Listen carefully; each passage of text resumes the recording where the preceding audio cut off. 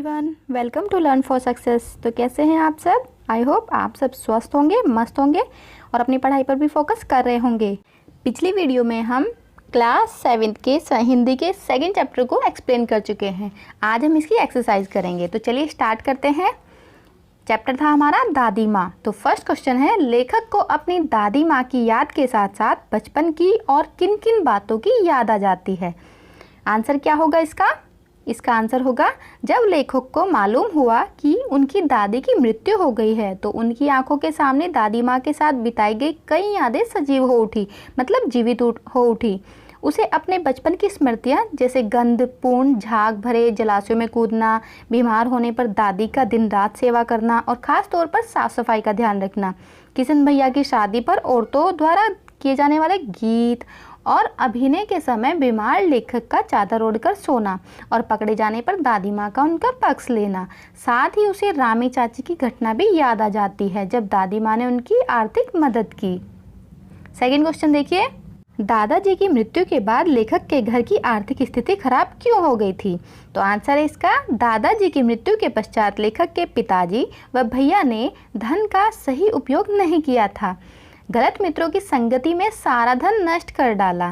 दादाजी के श्राद्ध पर भी दादी माँ के मना करने पर लेखक के पिताजी ने अपार संपत्ति व्यय मतलब खर्च की। फलस्वरूप उनके घर की आर्थिक स्थिति और बिगड़ गई। नेक्स्ट देखिए, दादी माँ के स्वभाव का कौन सा पक्ष आपको सबसे अच्छा लगता है और क्यों?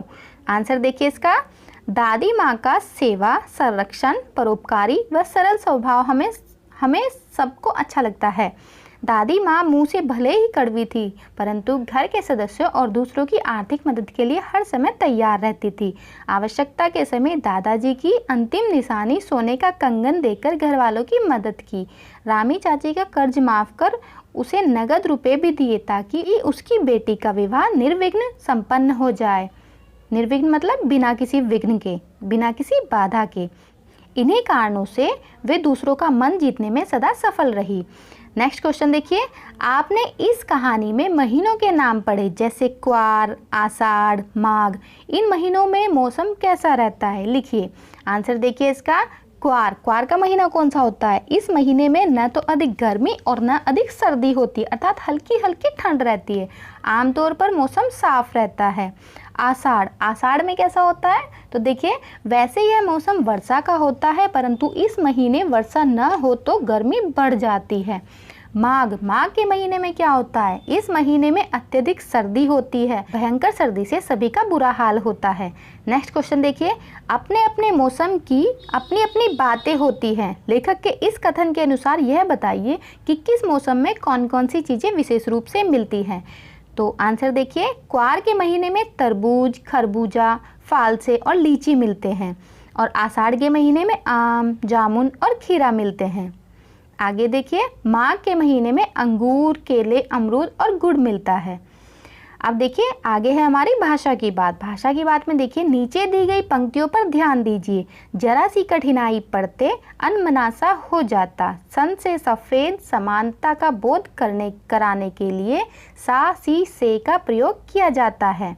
ठीक है, जैसे जरा सी, अनमनासा, सन से। ठीक है, तो ये सब ऐसे 5 और शब्द लिखिए और उनका वाक्य में प्रयोग कीजिए। तो आंसर देखिए, जैसे नीला सा, तो नीला सा, आकाश नीला सा हो गया है। रुई से मतलब नानी जी के बाल रुई से सफ़ेद हो गए हैं। मिश्री सी, बाल कृष्ण की बातें गोपियों को मिश्री सी लगती थी। चांद सा, उनका चेहरा चांद सा गोल है। सागर सी, उसकी आंखों में सागर सी गहराई है। तो सा, सी, से, इनका प्रयोग हमने इन 5 वाक्यों में किया है। आगे देखिए, कहानी में छू छू कर ज्वर का अनुमान करती, पूछ पूछ कर घर वालों को परेशान कर देती जैसे वाक्य आए हैं।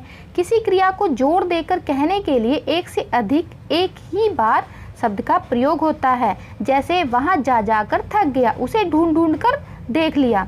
इस प्रकार के वाक्य बनाइए। तो आंसर देखिए, फर्स्ट है बच्चे अपने उत्तरों को बोल बोल कर याद कर रहे थे। सेकंड देखिए, उस नन्हे बच्चे की शरारतों को देख देख कर हम थक गए थे।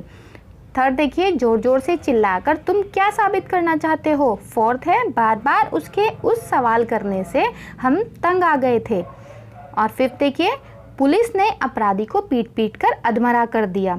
ऐसे ही आप और वाक्य भी इसके बना सकते हैं। नेक्स्ट क्वेश्चन देखिए, बोलचाल में प्रयोग होने वाले शब्द और वाक्यांश दादी माँ कहानी में हैं। इन शब्दों और वाक्यांशों से पता चलता है कि यह कहानी किसी विशेष क्षेत्र से संबंधित है। ऐसे शब्दों और वाक्यांशों में क्षेत्रीय बोलचाल की खूबियाँ होती हैं।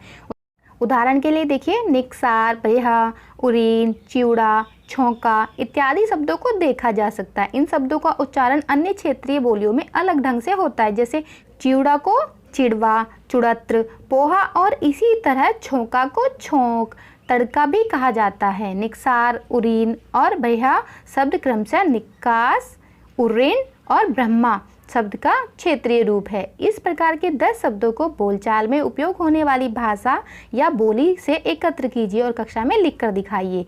तो आपके यहाँ जो ऐसी बोली होती होगी वो आप लिख सकते हैं, ठीक है। क्षेत्रीय बोलचाल में जो भी प्रयोग होता होगा वो आप यहाँ लिख सकते हो, जैसे काहे, ठीक है। जैसे हम बोलते हैं ना क्यों, तो क्यों की जगह बहुत से लोग क्या बोलते हैं, काहे।